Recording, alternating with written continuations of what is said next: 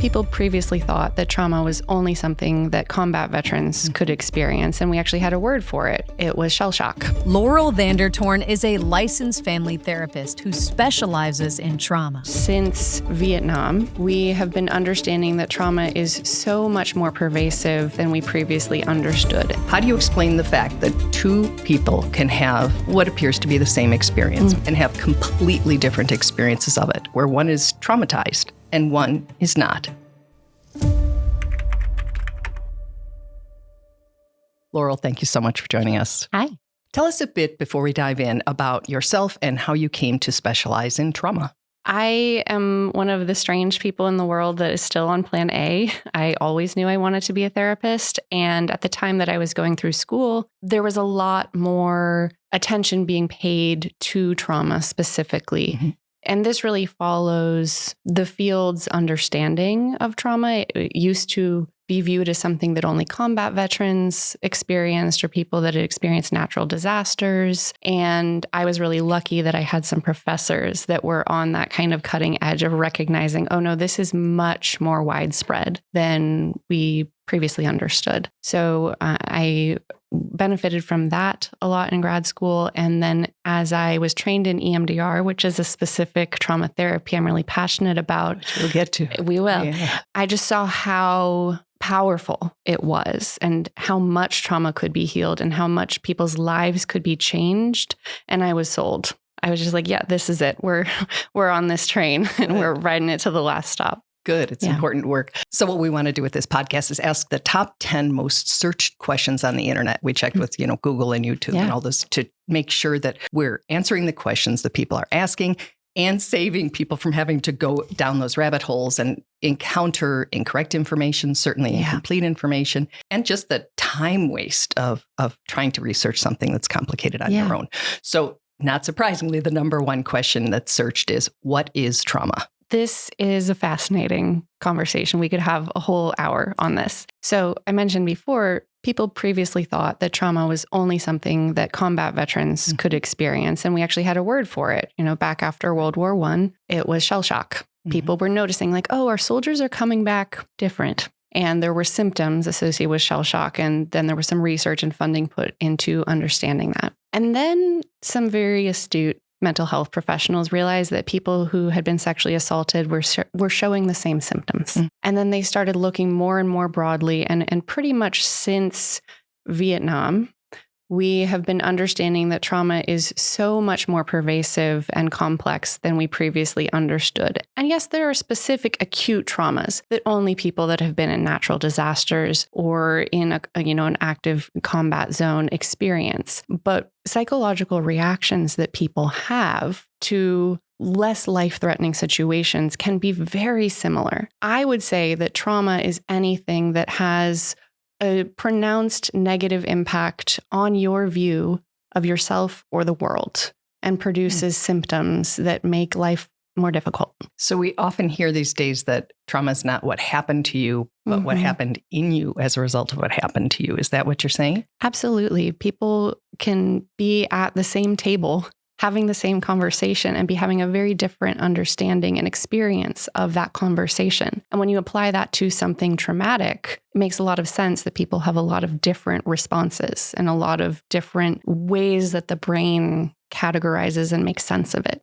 So since life itself is hard and we all go through things, how do you define the difference between like a really difficult situation or experience and a traumatic one? Sometimes it's not until after the fact. In fact, most of the times it's not until after the fact, and you see how did your brain process that information and store it. I don't want to get into the nitty-gritty of like neuropsychology because I think a lot of people glaze over. But it is really after the fact that we see how people are reacting to things.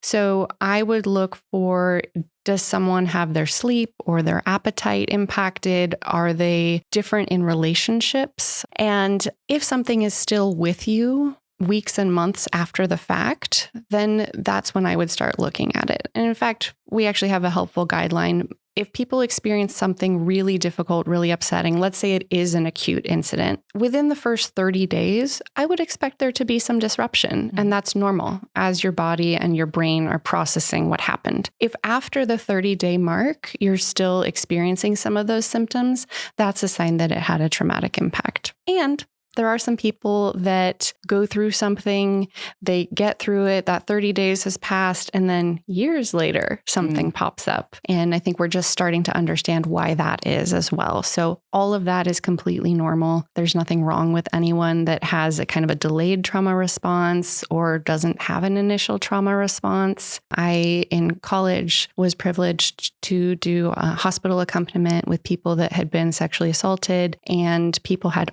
all kinds of reactions in those emergency rooms. Some people were laughing. Some people were just completely blank. Some people were kind of shaking, and some people were crying. And I never knew what I was going to see. And it all was just so normal given the circumstances. Who defines whether an experience was traumatic for a person? I think that a person should be able to define for themselves if something was traumatic, if something really deeply affected you in a negative way and you're still experiencing side effects of that. I think that you should be able to call it trauma.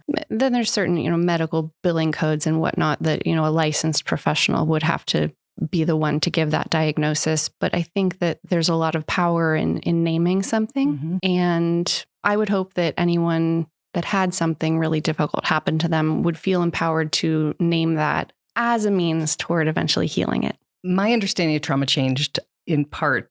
I think stories of lived experience are just extremely powerful. And this was a podcast. I wish I could accurately attribute it, but it was years ago and I didn't know it was going to stick with me for years, or I would have committed it to memory. But I'm pretty sure it was NPR, pretty sure it was This American Life. But it was a story of 4 brothers, the oldest of whom thought it was hilarious to put a mask on. I think it was a Freddy Krueger mask, and come into the house when the parents weren't there and scare his younger brothers, actually chase them. After this went on for a long time, and they would hide and they would scream and run. And he, I don't know if he had a fake weapon or whatever the details were, but it got to the point where one of the boys, little boy, just sat on the couch. And this time when, the bad guy came in through the door, he just looked at him and said, "Do it.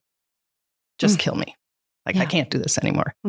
And I hope the older brother didn't understand that this child actually believed he was running for his life when he ran from him, that he believed his life was in danger. And I thought, it isn't, you don't get back to who gets to define it. You don't get to say, I was just kidding. It was just a game. It was boys being boys, because to that child, his life was in danger. Yeah. Absolutely. And this is a classic example of it's not an isolated incident, right? And yes, this child really did believe that his life was in danger. And so absolutely, that's traumatic. What matters here is the perception of the danger or the threat to you, or your view of the world, or your relationship, your family, whatever it is, your livelihood. The perception of the threat is what determines how your body reacts. I remember during the 2020 election, and Elian Gonzalez was used as, it was a real cultural flashpoint. And there was that picture of him being held, and there was a person holding a gun. And some people were saying, well, he shouldn't have been scared because the man's finger wasn't on the trigger. And I was just like, this was a 4-year-old child who had people come into his home with guns. And that's going to be pretty traumatic. It doesn't matter that his finger wasn't on the trigger. It does not. Yeah. It does not. We've talked a bit about it, but as a trauma therapist and someone who has experienced her own traumas, you've shared that. How do you explain the fact that 2 people can have what appears to be the same experience? Maybe they're even in the same household, and have completely different experiences of it, where one is traumatized and one is not. Perspective, the way people's brains make sense of any input, it's going to be different. I mean, you and I are having literal different perspectives on this conversation. And we also have very different internal resources. As a trauma therapist, the first thing I do with someone is resource them, make sure that they have, healthy coping strategies, that we kind of build up their internal systems of strength and support, because you cannot go into reprocessing trauma if you don't have those. So if someone is very resourced and they go through something really difficult or scary, they're going to have a lower likelihood of developing PTSD than someone who just didn't have a lot of resources or was viewing it from a totally different perspective. So multiple factors, not just perspective and resources, but also their innate resilience. And we're just now understanding how much resilience is a factor in people's outcomes. And resilience can be built up. That's a part of what resourcing is helping people's innate resilience get stronger and louder than some of the other, at one point, adaptive thoughts and reactions to things, because all behavior makes sense in context. Yeah. But sometimes we need to do a little correction so that someone's more resilient, healthy adult perspective voice is louder than the voice that had to be loud to help them survive a difficult situation or childhood or home environment. And that loud, maladaptive voice, it's now no longer serving them. And that's really what I view as the arc of trauma therapy, is how do we help you let go of the perspective and the voice and the belief that served you very well at one point, but is no longer serving you as well as it used to. And when you say loud voice, I know that can be silence, right? So it doesn't mean like I got to say, hey, this is scary, or hey, you're hurting me. No, it's an internal voice, and often forms a foundational belief such as I'm not lovable, I'm unworthy, or I'm bad in some way, or I am a failure. Like that voice, or I don't matter. At one point, that voice served you. Otherwise, it wouldn't have gotten as big as it did. So in your previous answer, you also said PTSD, and I just want to make sure that we define every term we use so that somebody who isn't talking like this all the time understands what we're saying. So post-traumatic stress disorder, if you could give us a quick definition of that. So I mentioned that shell shock was the original diagnosis for combat veterans, and PTSD, post-traumatic stress disorder, is the clinical diagnosis that we give someone that is showing symptoms of trauma in a culturally understood mainstream way. Okay. There's also CPTSD, which is not yet a formal clinical diagnosis. It will be. But that is more and more understood in clinical and kind of everyday situations as well. The C being complex. Okay. I'm going to ask a lot of questions, but I'll also make sure that I tell you which ones are from the internet, because I'm just curious that way. The second most searched question on the internet about trauma is, how do I know if I have a trauma? So how does somebody know if the past is still affecting them? I like to look at how much is someone in the window of tolerance. Now, the window of tolerance is something I think we all innately understand, but I like to lay it out. So if you imagine the window of tolerance is your emotional state when you can think, feel, and act at the same time. So you have to be somewhat grounded in the present. You have to be calm but alert. It's a pleasant awareness of where you are, or maybe not pleasant, but it feels like a good homeostasis. Is it what we like to think of as normal? It's what I would hope most people are at for their normal, their baseline. I would say at least 80% of the time. Okay. People with trauma, they get knocked out of that window of tolerance, totally understandably. And if you're above the window of tolerance, you're going to be super anxious, hypervigilant. You're going to be anxious, restless, really kind of just keyed up.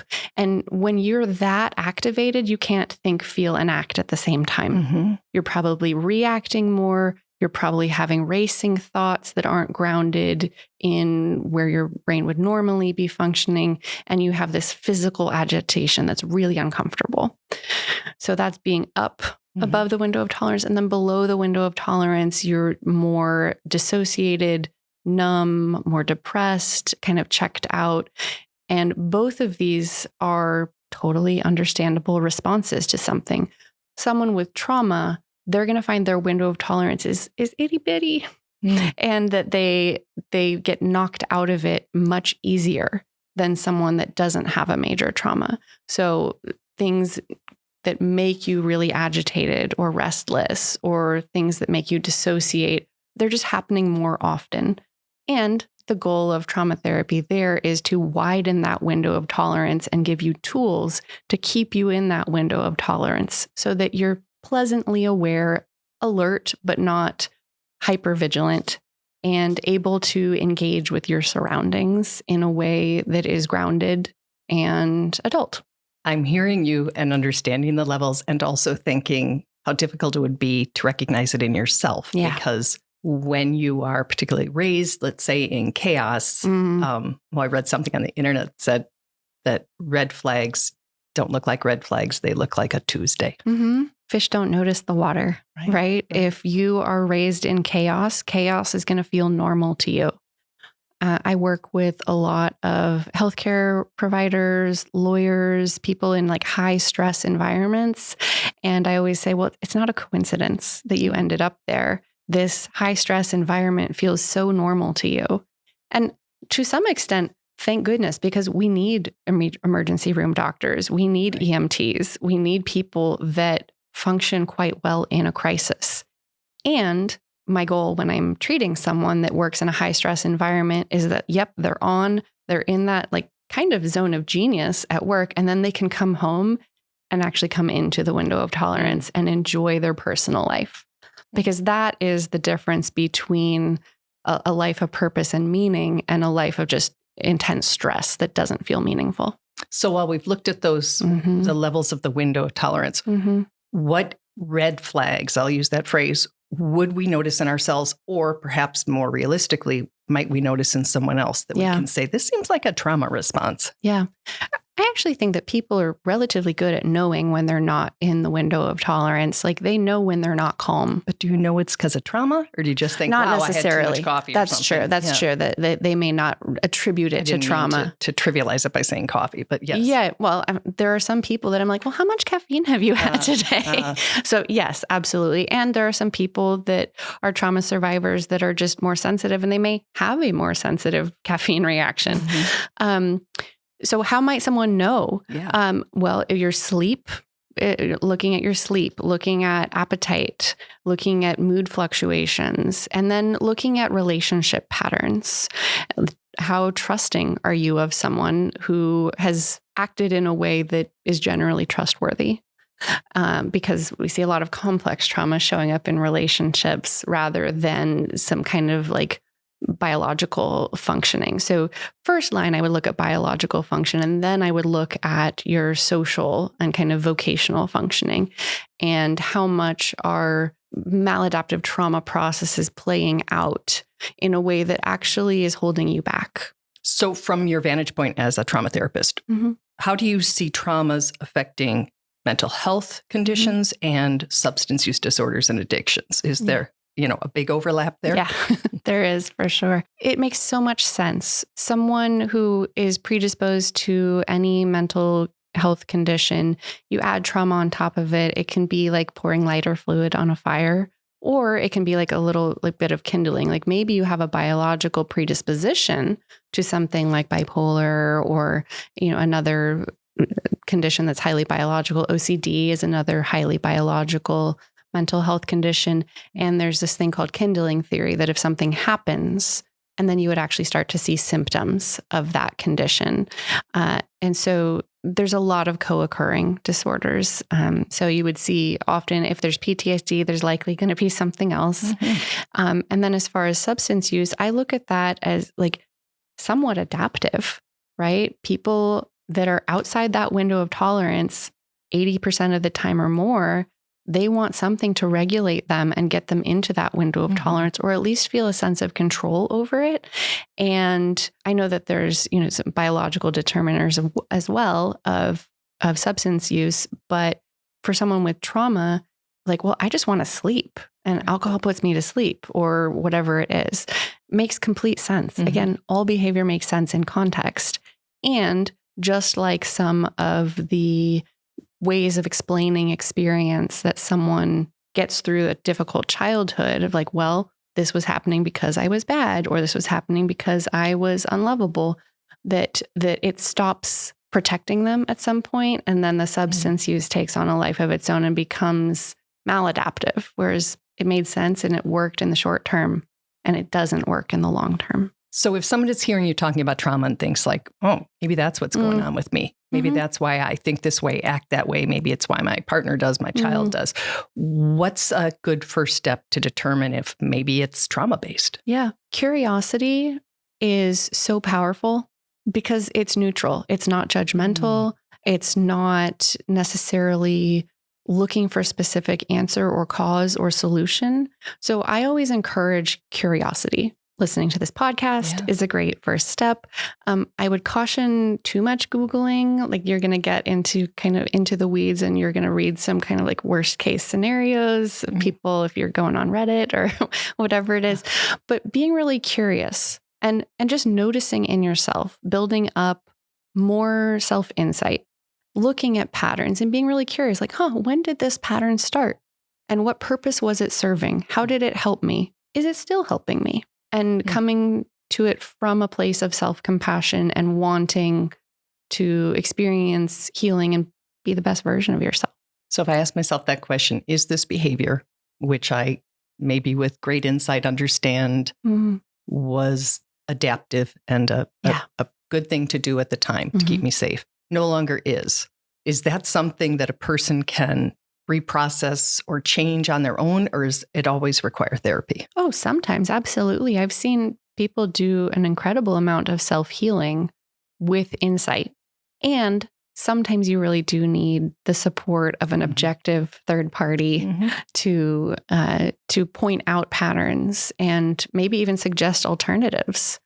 Like, well, okay, your routine is you come home, you put your bag down, you make dinner, you pour yourself a drink.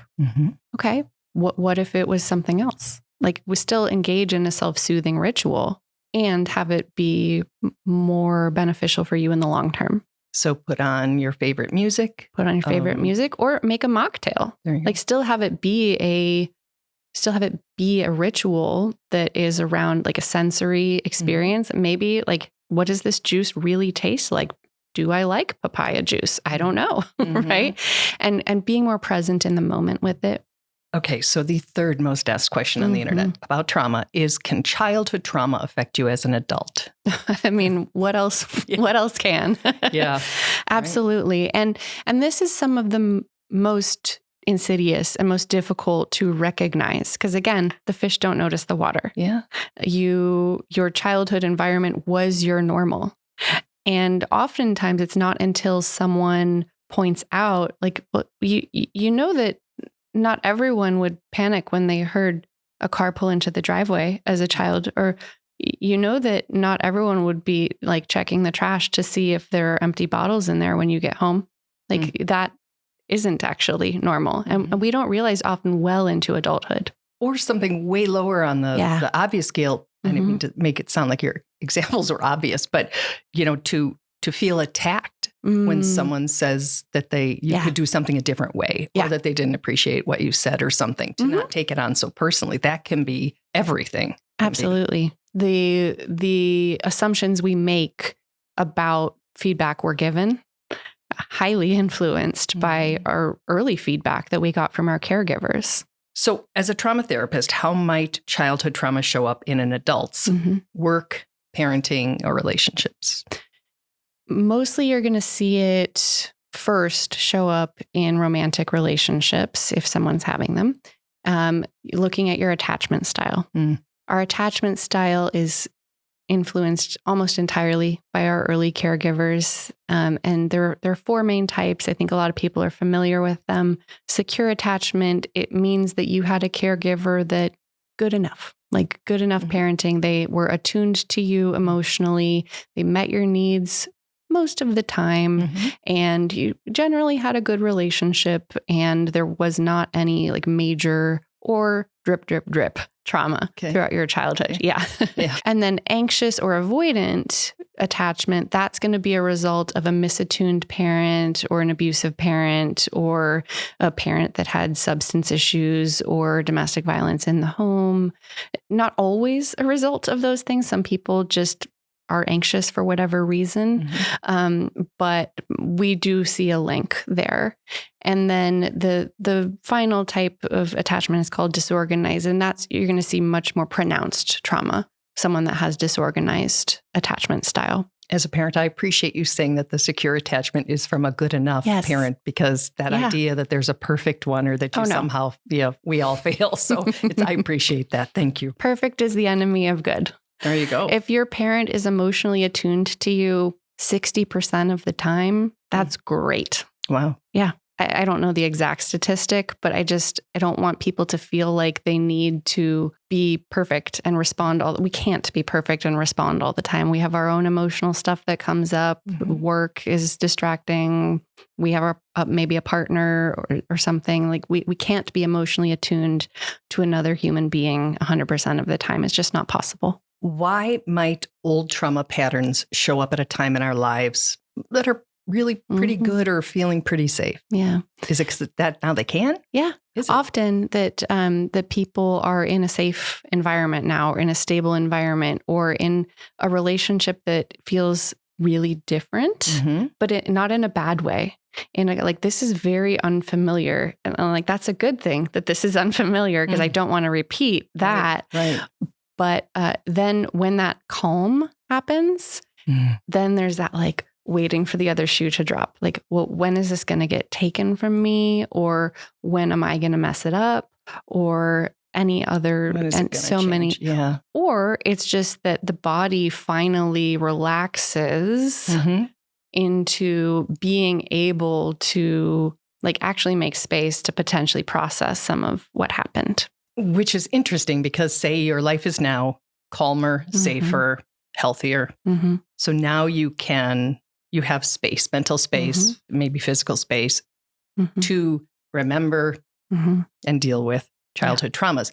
It might also be something that would sabotage your current better state, right? It could, but I like to think of it as like, we can't process the fact that we had to run from the tiger while we were running from the tiger. We had to focus on getting away from the tiger. Oh, yeah. And it's only after we're really in safety that we kind of go, oh my gosh, I was just running from a tiger. Like, that was terrifying. My life was in danger. And maybe your life was not in actual danger, but you were in that elevated state for a very long time. And then it's only when you're in true safety that all of the like actual hormonal activity of being that activated for that long starts to settle. So if you're at a point in your life where you can realize, I'm not being chased by that tiger or that bear anymore, what are some tools that would help you, stop looking over your shoulder for that tiger or bear thinking it's coming back? This is so individual. It's so based on what a person needs. Is it that they need to amplify the part of themselves that is the stable adult, the nurturing parent? We all have a part of ourselves that can be that. Maybe we're not actually a parent, but we have a part of ourselves that needs to be amplified and brought out, and be in conversation with the part of us that's still scared and still trying to make sense of something that happened, and kind of be like the comforter and the nurturer and protector. And that part often can't come out until there's space for it. Is this the inner child work we're hearing about all the time? It's more the internal family systems model, which acknowledges that all of us have many parts of self that are true.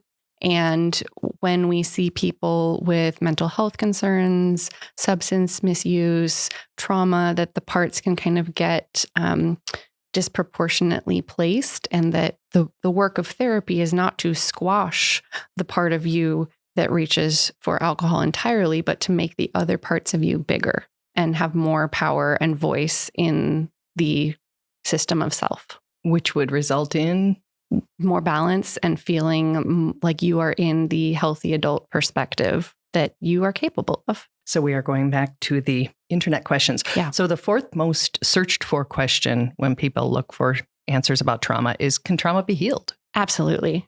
I do it every day. Why would I be in this field if I didn't think it could be healed? Well, you might think it could be a little healed or something. Yeah. Yeah. I think there are some people that have a steep road ahead of them. And it's not as steep as a lot of people think. If you have a great relationship with your therapist, if that's the road you're going, if you're going through therapy, if you have a great relationship with your therapist and they're using an evidence-based practice, trauma is not something that you want a therapist who's just like throwing spaghetti at the wall. Yeah. You want someone that actually like, okay, here's the map. And it's not good enough to have a just okay relationship with your therapist. You need someone that you feel a strong connection with. But yes, it can absolutely be healed. I see it every day. I have worked with people who, survived terrible things. 9/11 major sexual assaults, vehicle accidents, all kinds of relational trauma and abuse. And people can literally and figuratively go back to ground zero and be okay. And that's something that they never fathomed would be possible. And I see it all the time. And that's why I think that this job of mine, it's such a strange job, but it's so rewarding. And it's not as difficult as a lot of people might think, because I get to see the healing and I get to see the progress and the resilience all the time. So I absolutely love it. So as a trauma therapist, when you say that people, including your clients, can be healed from trauma, what's healed? We're not talking about a bone that fuses. Are we talking about better able to manage it? Or are we talking about not having it affect our daily life? There's a lot of nuance in my answer here, because managing trauma is what a lot of people are doing prior to healing. Okay. They're just managing it and kind of like white knuckling it through life. Yeah. Healing it is not forgetting it. It's not eternal sunshine of the spotless mind. I think a lot of people are put off from trying to heal their trauma because they're like, but this part of this makes me who I am. It makes me, very aware of my surroundings. It makes me engaged and involved and caring about my community. It makes me a good parent. It makes me a good employee to have this sharpness to me and this perspective I have. And to that, I say, oh, you get to keep that. You get to keep the part of you that is informed by the trauma. You get to keep that no matter what. It's not going to be erased. And what if you could physically relax and be more at ease most of the time and find greater purpose and meaning in your life rather than just like muscling through everything? That's the healing, is when you can look back on something awful that you went through and say, it's not okay that that happened, but I am okay now, even though it happened.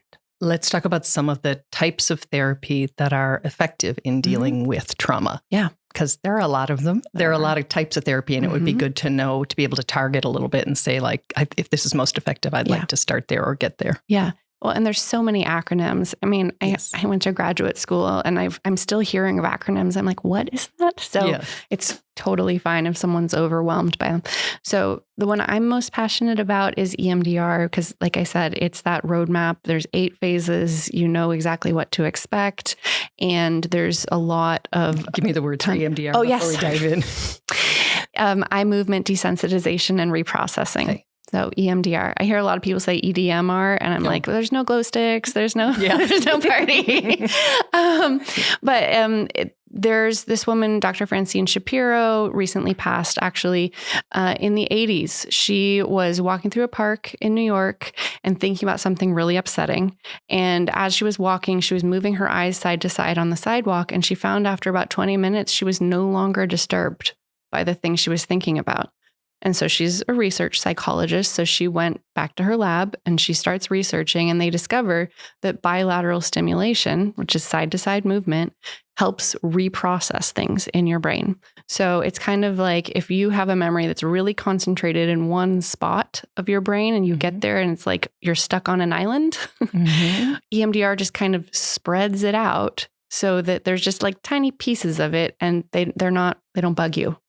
So I'm very passionate about EMDR.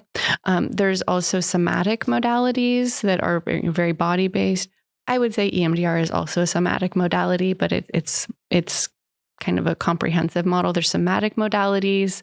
There's trauma-focused CBT, which is an evidence-based cognitive behavioral therapy. And then there's, I mentioned internal family systems.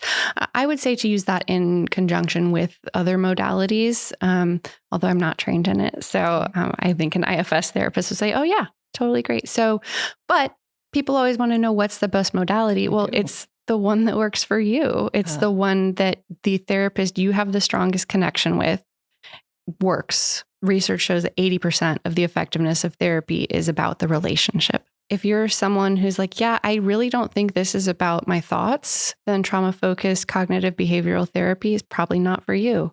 If you're someone that's really not into a more like somatic approach, then maybe a somatic approach is not for you. If you're, I'm biased because I love EMDR so much, but I can't think of someone that EMDR wouldn't be a good fit for because it's so customizable. But yeah, there's so much out there. It's okay to feel overwhelmed by all of the information out there. So with all of the information and with all of the acronyms, and most of us, of course, aren't therapists who are listening to this and needing help. How do you start? Do you have to research all those things, or is it just if you're able to find a therapist and say, this is what's going on, work through, and what's the best? Yeah. But wouldn't you want to pick a therapist who specializes in what would work? Yes. It's a little chicken or egg. Yeah. I would be really curious. And it depends on the person, because if you've got substance use and trauma, that, and I'm not a substance use expert, you might need to do one before the other. There's kind of an order of operations there. So you might want to consult with someone. A lot of therapists will do like a free consultation, or if you talk to your healthcare provider, like, hey, where do you think I should start with this? They might have an idea. Because it is really hard to know where to start. And a lot of therapists will do a free consult with you. And so if you call and say, here's kind of the headlines of what's going on, do you think this is a good fit? What are realistic expectations for both the end result, for a result of traumatic healing, and a timeline? Yeah. It's just so somebody doesn't say like, well, I've been talking to her for 2 weeks. And what's a way that you can have hope that something could change and yet have realistic expectations? Absolutely. I think that's one of my biggest frustrations with there's been a lot of great press around eye movement desensitization and reprocessing, and kind of packaging it as this magic bullet, like, 3 sessions and you'll be good to fly on an airplane. You've been terrified your whole life. And okay, there are some stories where that's the case, but to me, that says someone was extremely resourced and it was a great fit, and they were just kind of primed. EMDR is not necessarily like a couple sessions and you're done, particularly if you have complex trauma. If you're looking at complex trauma, there's no short-term model for complex trauma, unfortunately. I know that creates a lot of access issues for people, and insurance seems to think that trauma can be healed in, a 12-week session. Yeah. And to that, I'll say, like, you will see some benefit if you have a good therapist match and they're using an evidence-based model. And if you have the ability to see someone longer term for trauma, that's probably where you're going to see like a longer term healing, and that kind of being back in that window of tolerance most of the time happen. So you named a lot of different kinds of therapies. Your passion and your specialty is EMDR. Yeah. So, and please again, define what that term means, but tell us how that works, what a session looks like, what the process looks like, and how it helps, and how you've seen it help your own clients. So eye movement desensitization and reprocessing, I'll just say it's a weird modality. Yeah, like it's super weird. And even I will go into a session sometimes and be like, is this thing really going to work? Like, is this person really? And then it does. And I'm like, oh, okay, cool. I guess I'm going to keep using it. Mm-hmm. So like I mentioned, Francine Shapiro was moving her eyes and discovered she was no longer disturbed by something that was previously very disturbing to her. And so they researched and found that storing things differently in the brain happens when you have bilateral stimulation. A lot of the research is on the eye movement, side-to-side eye movements, but it can be any side-to-side movement. So I do a lot of butterfly tapping with people. It gives them a sense of control and also keeps them very grounded in their body. Some people, I also have these like pulsing things that people can hold in their hand and it vibrates side to side. You can also do beeping side to side. So if anyone, let's say someone is vision impaired or hearing impaired, like you can still engage in this modality, which I think is great. But EMDR is an 8-phase model. People think it's just the eye movements and then you're done. Yeah. Which wouldn't that be great? Yeah. Super. Yeah. No, it's an 8-phase model. And I would actually say that the first few phases are the most critical. So the first phase is you do a history collection. And the therapist wants basically your life story, kind of the highlights reel. Or lowlights. Yeah. I like to say, what would be on the headline of a newspaper about your life that came out once a year? Okay. So the good, the bad, the ugly, the in between, anything significant. Okay. So we start like, tell me about your family. Like, what were you born into? And then what happened from there? Mm-hmm. So that history collection. And sometimes people really want to tell their story, and it takes a couple sessions or longer. I had someone that really wanted to tell her story, and we did that for about 5 months. And, she had access to be able to do long-term therapy. So history, and then preparation and resourcing. Do not work with an EMDR therapist that does not do a lot of preparation and resourcing. This is the phase that gets you ready for EMDR, gives you the tools to handle the intensity of sitting with upsetting and traumatic material for extended periods of time, thinking about it as you're moving your eyes or tapping. And this looks different for every person. Some people need like physical grounding exercises. Some people need to do some of that parts work, that internal family systems of like really amplifying the healthy adult perspective or the positive nurturing parent part of themselves, or just strengthening your connection and your access to people in your life that filled that role, but maybe weren't the biggest role. Mm-hmm. And so that looks different for everyone. For someone with pretty severe complex trauma, you might be in that preparation phase for quite a long time. Because the last thing we want to do is drop you into trauma processing when you have no resources or ability to tolerate the intensity of it. Mm-hmm. So then the next phase is actually going into talking about the trauma, and you actually don't have to give a ton of detail. Okay. I was once in an expert training where an EMDR therapist did an entire target with someone and knew nothing about it. And then the person, this was in a training for therapists. And then at the end, the person got up and said that was a sexual assault. And the therapist had no idea. Mm-hmm. That's pretty rare. And it would take an expert EMDR therapist to be able to do that. But you don't have to give a ton of detail to the therapist. Might not remember the details either. Yeah. Yeah. And that's true. And sometimes they do come out as you are going through it. Mm-hmm. And the therapist is there guiding you and helping you identify certain parts of the trauma and then sitting with you as you are processing it, either with eye movements or whatever the bilateral is. And then with successful EMDR, you go from being disturbed, let's say you're disturbed 8 out of 10. And then over the course of however many sessions it takes, you would actually get down to a 0 where you would be able to think about it. And like, you can access it. People often say, it's pretty blurry now. Like it's just not as clear to me. And I feel like I'm way farther away from it, but like I can see it. It's just fuzzy. And I'm like, great. Yeah. How wonderful. And that they can think about it and their body stays calm, which sounds impossible to a lot of people that have been through trauma. But I see it all the time, that you can think about something that was really disturbing a few days ago and be here now. So you're not forgetting it, no. But you're changing your relationship to it. Yeah, you're allowing it to be in the past. Okay. The problem with trauma is that the brain is storing it as though it's a very recent, very important memory. Yeah. If I asked you to describe the last time you went to the grocery store, would you be able to give me a lot of detail? Probably not. Yeah. Because it was not important information, and your brain was like, nope. I'm glad you didn't ask, because I'm like, do I go to the grocery store? Yeah, I was lost. Terry can forget that. It's not important. Right. The trauma memory, your brain is like, that's really important. We have to remember that for survival. Right. And what EMDR and any good trauma therapy does is basically goes, oh, we don't need to remember that for our survival anymore. Like we will remember it, but it's not critical to our continued existence. It's our history, not our present. It's our history, yes. Yeah. And so then the body comes back into the present. Because the problem with trauma is that your body gets jerked back into the past.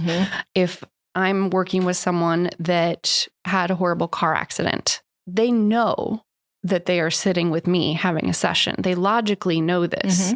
And their body's like, no, we're on the freeway. Right? And it makes total sense, because your brain is like, we need to remember this to survive. And that disconnect between what you logically know is happening and what your body is telling you is happening, that's honestly my definition of trauma. Like that split between the logical and the physical. And what trauma therapy does, good trauma therapy, is helps the body come into harmony with the logical brain that knows you are sitting here right now. It sounds like having a fire alarm or something going off all the time. Yeah. And you'd never know if you're actually in any danger, or maybe you always think you are. You know, it's funny. My gym that I go to every morning, do these fitness classes, once a year for a whole month, they test the fire alarm in this gym because it's in a mall and like the shops aren't open yet.